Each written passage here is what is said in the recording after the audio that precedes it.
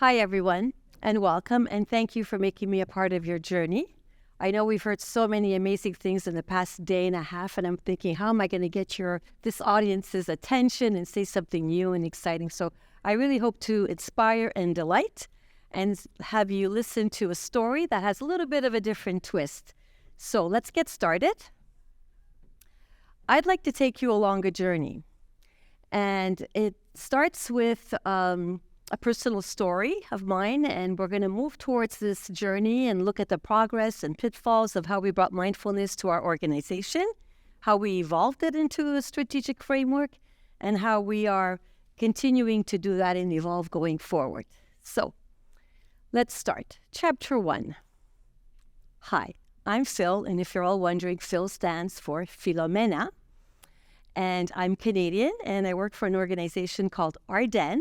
We have about 275 stores, 25 in the U.S., northeastern coast of the U.S., and the rest are in Canada, and we have licensed operations around the globe. I have always been a strong believer of managing from the heart, of conscious leadership. I always kind of felt like I was the odd man out 40 years ago. I have a 40-year career leading HR, and I used to talk about managing from the heart 30, 40 years ago, and everyone would sort of give me the look, what is she talking about? And so I'm so happy that now we're having these conversations out in public. There's all these great books. I feel like I could come out of the closet and talk openly and freely. So here I am. I'm excited. And I'm excited because my journey in HR took a turn. Last year, I passed the baton to my dear Maxine Lamoureux, who's our head of talent and culture. I hung up my HR hat, and we created a role called Chief Leadership and Mindfulness Officer in our organization. And this is my driving force. How can we make a difference in people's lives? So why mindfulness? Well, it started with the personal story, which is I have 3 children, 3 adult children, and my middle guy is an avid mindfulness practitioner. And about 5 years ago, I saw just how much a mindfulness practice for him personally was affecting him, not just personally, but also professionally. And the many benefits he was deriving from this practice. And I kept thinking to myself, well, we have thousands of employees. We're a 3,000 employee company. And I thought, wouldn't it be amazing if we could bring this practice to our core employees at store level, because they're the ones who work the core hours at stores, right? And they're part-time students. And I thought it would be such an amazing value proposition. We give them tools, we give them techniques to help them manage their stress, both personally and professionally. And what a great way to enhance our employer brand, and what a great way to make a difference in our people's lives. So onto that journey we embarked. We saw a story developing. You know, it wasn't that long ago the world was in crisis mode, and some would argue it still is. But, the pandemic had begun. We had started our mindfulness journey just before the pandemic. The data was showing a decline in mental health. Hiring was a challenge for all. We remember those days. It still is to many degrees, but there was a silver lining for us. We wanted to support our teams.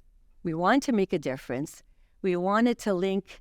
We saw that there was data linking wellness to performance, and we wanted to enhance our employer brand. So that was really important to us. We really wanted to take that storyline to the next level.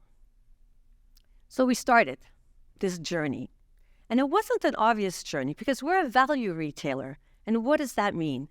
We are fast-paced, fast turn of inventory, lots of turnover. There's a lot of movement in our stores. And then we talk about mindfulness, stay still, stay present, right? It's almost like really opposing forces. So we really had a challenge ahead of us. So how do we bring these two worlds together? Well, we first had to define, what does mindfulness mean to us? This was our definition that spoke to our employee population. It's a mental state achieved by focusing one's awareness on the present moment while acknowledging and accepting one's feelings, thoughts, and sensations without judgment. By practicing and strengthening this ability, we're able to step out of our busy minds and bring our best selves forward in any situation to handle whatever life throws at us. So great, we have a definition, we're speaking the language of our people. Let's embark. The journey begins.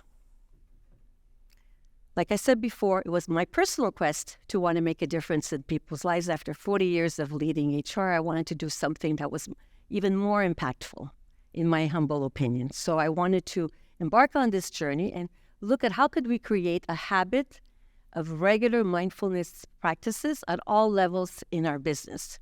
Not obvious, because I explained what kind of business we were in, and it wasn't an easy task. And you know what? I didn't go to our leader 5 years ago and say, "Do I have a plan for you? We're going to embark on this mindfulness journey. It's going to take us 5 years. It's going to cost you this much." I would have just gotten the look, right? I didn't do that. I went to my leader and said, "I know we have a very caring value system in our business. We care about our people. We're very compassionate." And I drew on that. I drew on that notion and said, how wonderful would it be if we could make a difference in the lives of our people? And we could give them the tools and the skills to help them cope personally and professionally. And guess what? Whatever resonates, if it resonates to them on a personal level, it'll transcend professionally. And if it resonates with them on a professional level, it'll transcend personally. Win-win. So, what were our initial goals? Well, we wanted to increase self-awareness and self-leadership. We also understood that there were leadership capabilities that we needed, right? Resilience, thriving in leading in complex and turbulent times, collaboration. And we knew that mindfulness had a role to play on how we enhance these skills in our business. We wanted to increase overall well-being and happiness and instill positive thinking and introducing better ways to cope with stress. We wanted to provide employees with concrete tools on how to better deal with these challenging situations. And finally, we wanted to increase employee engagement through improved relationships with peers. We want to promote team bonding, etc. Sounds familiar? We all want to do that in our businesses. So how did we start? We just went with the flow. It was a very immersive strategy. And I love to say this all the time. We met the business where it was at, right? We embraced opportunities to bring in mindfulness into our business. And we really focused on building awareness, speaking a common language, and just simply going with the flow. We didn't complicate things. We didn't have this master plan. I had that one conversation with my leader, and I said, let's try something. And he said, sure, let's do a little pilot. Sure. Very simple, but very important starting point, and that was the language of my business, of our business where we were working. And we had to then look for markers along the way to keep building on that. So what did we do? Well, actually, there are a lot of things we didn't know when we embarked on this immersive approach, right? But these things became very clear along the way. How will mindfulness be perceived and accepted? I have no clue. Everybody comes at this from a different angle. Everybody processes mindfulness. Like we heard that in the last couple of days, how everybody's perception of mindfulness and how they internalize it is very different. So we really didn't know how it would be perceived and accepted. We really didn't know how it would fit in the bigger picture at the time. We were just trying something. And we didn't know how much effort and perseverance was required. And did we learn that along the way? Yes, and we've heard that consistently in the past day and a half. And finally, we didn't know how passionate and determined we actually were. I was very passionate about this. I wanted to be a pioneer in the retail industry to bring mindfulness programs. So I know, but we really needed to have embrace that passion and that energy throughout the organization. So we didn't realize just how much we were there, or we were going there. And finally, we did not know how successful it would become. A few years later, we won the Retail Council of Canada Award of Excellence in Retailing for our mindfulness programs. That was a big marker for us. So we had no clue. We did not set that objective, right, Nathan? No, we didn't. But it was a great feeling when we got there. So let's talk a little bit about some progress and pitfalls, because I'm not going to stand here and make you think this was a perfect process. We did learn a lot of things along the way. So in our first steps, as we embarked with some of the progress, we created what we called mindful moment cards. So here's the thing. We're talking to retail employees, and we needed to speak their language. So we took a few steps before this. We trained the leaders. We trained first the senior leaders at head office. Let's speak a common language. And we looked for those little golden nuggets, like who's reacting to this? And we were pleasantly surprised. There were some leaders that they were mindfulness practitioners personally. And they showed a real genuine interest on this topic. One of them was our head of stores. So we leaped forward and said, hey, what about we do something for stores just before the holiday season? It's crazy, it's busy, it's hectic. Let's give them some tools. And so we embarked on a national roadshow. We went and trained all the district supervisors. Martin was with me. And we started to speak a common language. And at the time, we created a tool. I talked about tools before. We said, how do we make it real for them? And I think this is where we really gained a lot of momentum, because we created at the time what we called mindful moment cards. And these are little decks of cards with roles of each person in stores, the different roles that exist. And we asked the employees to go through this deck of cards.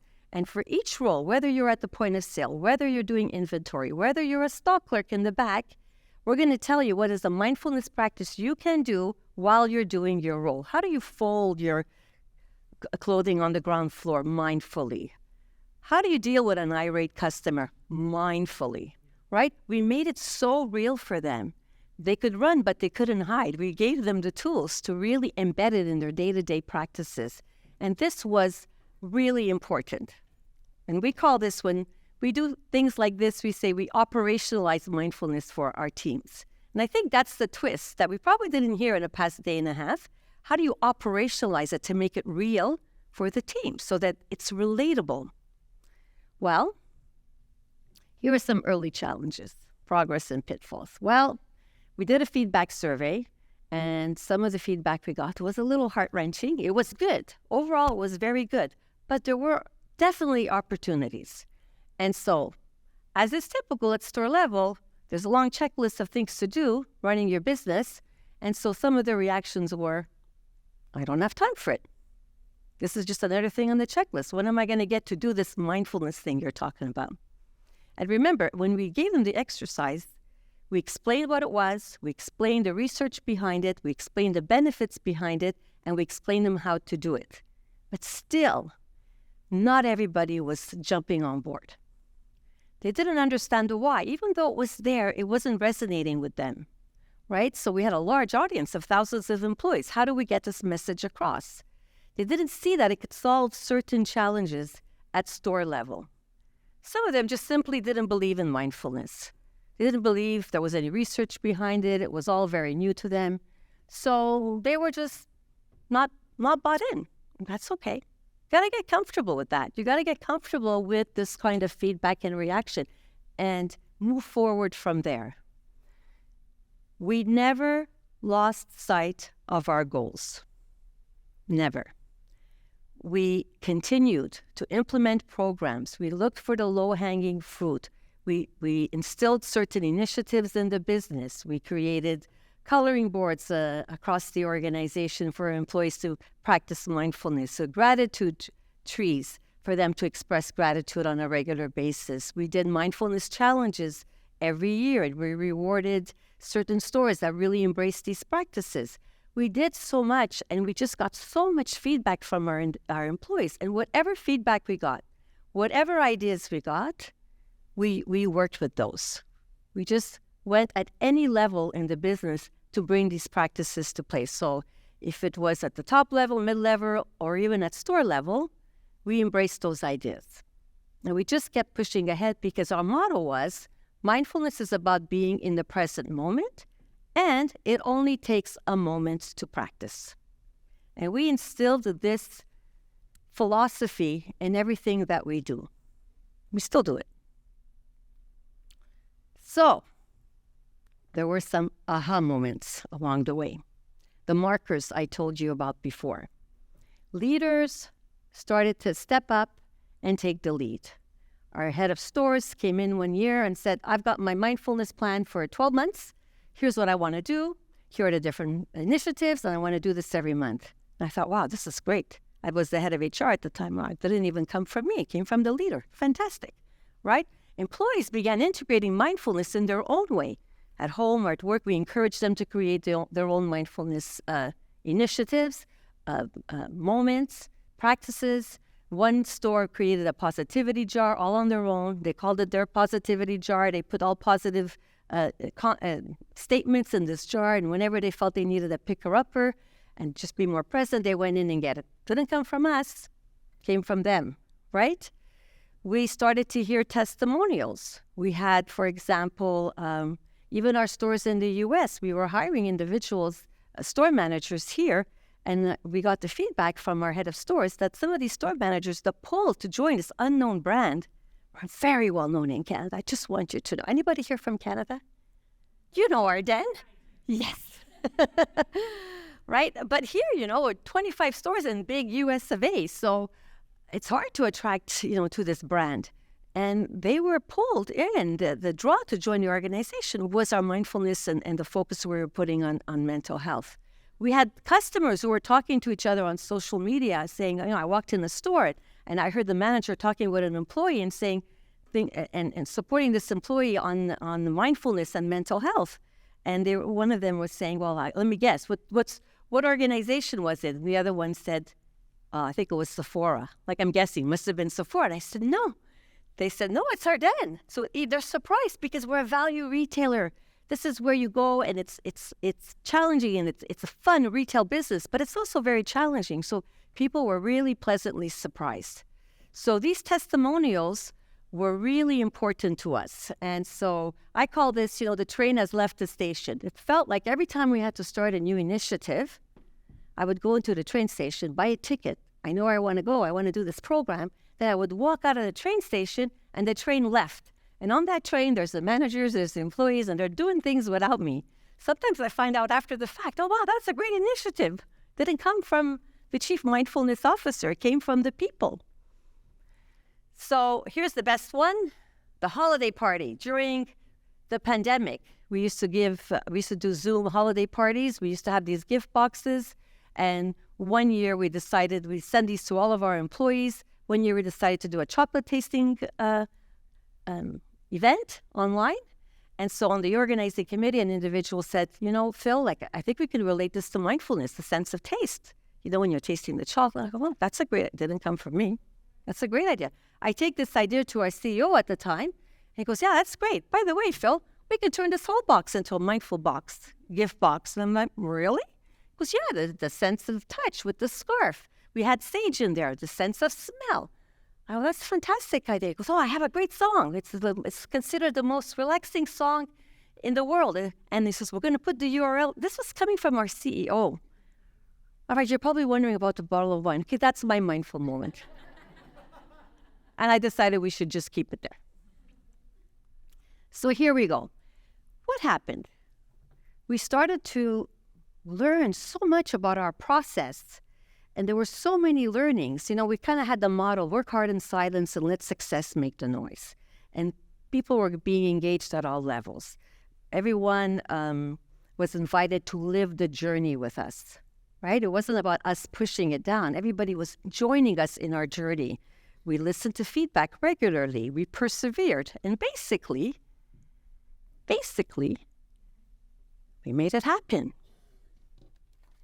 We made it real. And we made it stick. So this became our tactical approach. We made it happen. Just do it. Don't overcomplicate things. This doesn't have to be complicated. If we could do it at Ardene, others can do it in their organization. We were very entrepreneurial. We were very adaptive in our approach. I keep saying, meet the business where it's at. It's not ready for this, try this. Not ready for that, try something else. Work with the low-hanging fruit. Your operators are key in your business to making things happen because they understand the business the most.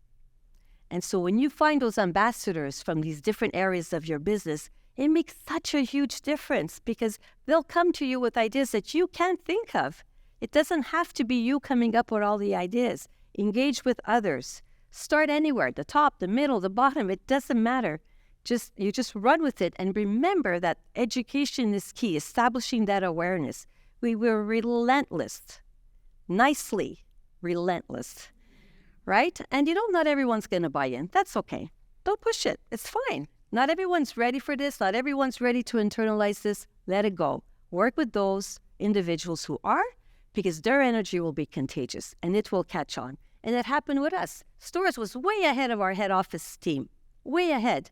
And so when the head office team started to see what was going on in stores, we had senior leaders coming to us, Maxine, and saying, well, what about us? I go, yeah, you're coming next. Oh, no, I want to do it at the same time. Why aren't we doing this at the same time? Do you see what I mean? Just make it happen. Making it real. Am I there? Making it real. Okay.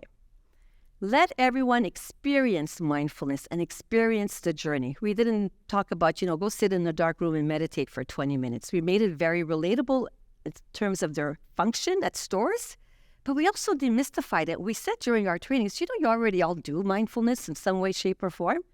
And they're like, we do? And they're all proud of themselves. We do? Sarah, you do. When you go for that walk in nature and you tell everybody to stay home and you don't want to be alone and you want to take a deep breath. Or when you do take that deep breath when you're really stressed. Or when you take a bubble bath and you close the lights and you just want to put music. You already do it. All we're doing is showing you, making you more aware of what you're doing, showing you how to do it more effectively, and showing you how to do it more consistently so you get better and better at it. That's all we're doing. And just that one statement made a huge difference. It demystified it. And everybody was, they walked out of our training feeling pretty proud. Yeah, I could do this, right? Recruit your ambassadors. Build the confidence through your ambassadors. Share the testimonials. Communicate. That's a cornerstone, like I said before. And you know what? I'm an HR practitioner of 40 years. Let me tell you, it doesn't have to come from HR. Look at Peter, that we heard speak from SAP. He wasn't in HR. And there's others, examples like that. It's even better if it doesn't come from HR. But I have to tell you, I have a great supporter in my HR partner here, Maxine, who's a huge supporter and stakeholder in this part of our business. But it doesn't have to be. And for me, the more it doesn't come from HR, the more successful it'll be, because that means the antennas are spreading and people are owning it and it's becoming more real for the business. So with all due respect, keep HR out of it. And finally, make it stick. Develop sustainable practices. I talked to you before about operationalizing mindfulness. Make it real. Like I said, people have to know that anything that they do and how they do it can become a mindful practice. You just have to help them with that, right? And link it to business priorities and objectives. That didn't happen at the front end, like I said before. It happened more towards the middle, a few years later, and I'll come back to that very important point.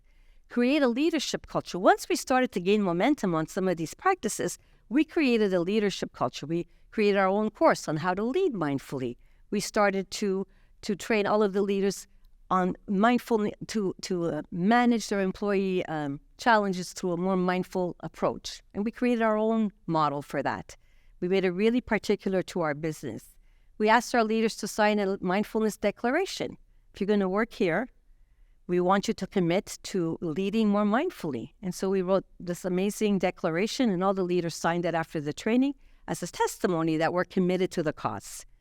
And like I said, I can't say this enough. Share information, share the feedback, obtain the feedback, and magically integrate it into the employee life cycle. Another thing that has really helped us. This is how you make it sustainable. This is how you make it stick. Because when you bring it through the entire employee life cycle, and this is what we do, we have mindfulness at the forefront when it comes to recruiting talent. It's part of our employer value proposition. We give our leaders questions to assess for knowledge in the area of mindfulness through our store manager questionnaires. Get me started, how we onboard you. The 30, 60, 90 day. Well, when you first start, there's an onboarding presentation and we teach you about mindfulness. We start the awareness right away. And then as you embark on your first 90 days, very stressful, we give you the tools to practice mindfulness. Help Me Grow is the training and development that we do. Recognizing Me is the mindfulness challenges. And we embed these initiatives and we recognize people who embrace the mindfulness initiatives. And all of our engagement activities and culture, the 5-minute warning. I'm trying to think about what do I really want to focus on. Basically, throughout the entire employee life cycle, you look for the opportunities to bring in these mindfulness practices. And the best one for me is how we wish people farewell. It's so rewarding. We do that with compassion. And we do surveys. I think one of the most important questions in any survey is, how has this journey at Ardene helped you grow? Right? And so we're so happy when we get the feedback that the work that we're doing in mindfulness has helped them grow and evolve and become the better version of themselves. And so that's what better value proposition, not just to attract, but even when you leave the business, you leave feeling that. So I went through all of this. I'm going to go quickly because I want to make sure I finish properly. So let's conclude. This is the strategy that evolved. We introduced mindfulness. We integrated it into our business. We built a foundation. We had all of these amazing initiatives. Repeat, repeat, repeat, communicate, communicate. By year 3, we established it as a strategic objective. Do you know how important that was? We write these objectives in the business and people don't relate to them, and we try to make everyone understand this objective and how it relates to you at this level. Well, by the time we got onto our list of business priorities and strategic objectives, everybody understood why it was there. It meant something. So this is why I said our strategy was very immersive. And then we brought in the strategic focus towards year 3. And then we kept integrating mindfulness through the initiatives, like I said before, and the employee life cycle, making sure it was at every touch point. And now we're in year 5 and we're developing a leadership culture where we're continuing to build on mindfulness programs, on leading mindfully, and on conscious leadership. So now everybody understands that if we're going to move towards a more conscious leadership philosophy in our business, the role that mindfulness plays, because mindfulness is at the service of conscious leadership. So it's there.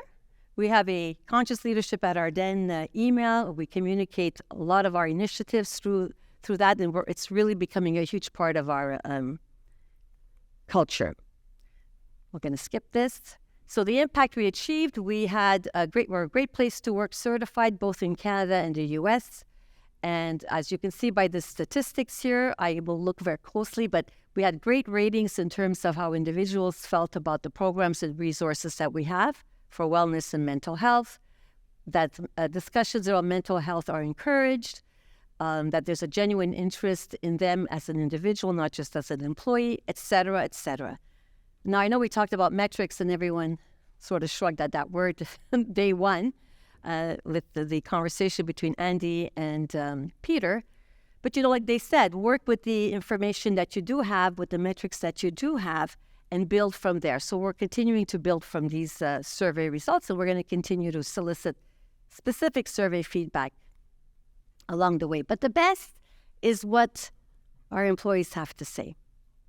And so the mindfulness activities were helpful in ensuring that the team was not overwhelmed during the busier months and helped us create a stronger bond with one another. It allowed us to stop and take a moment to tune in with ourselves and our mental health. Boom.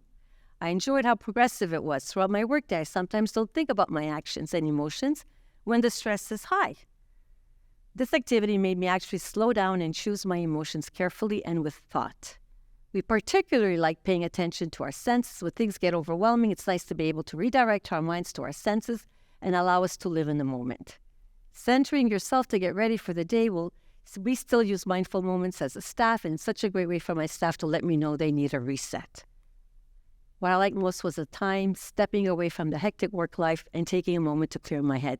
We have so many of these amazing testimonials, and to me, that's where the magic lies.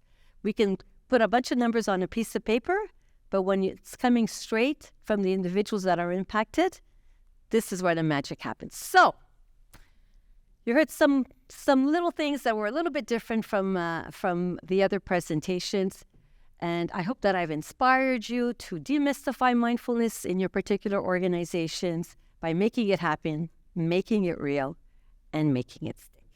Thank you.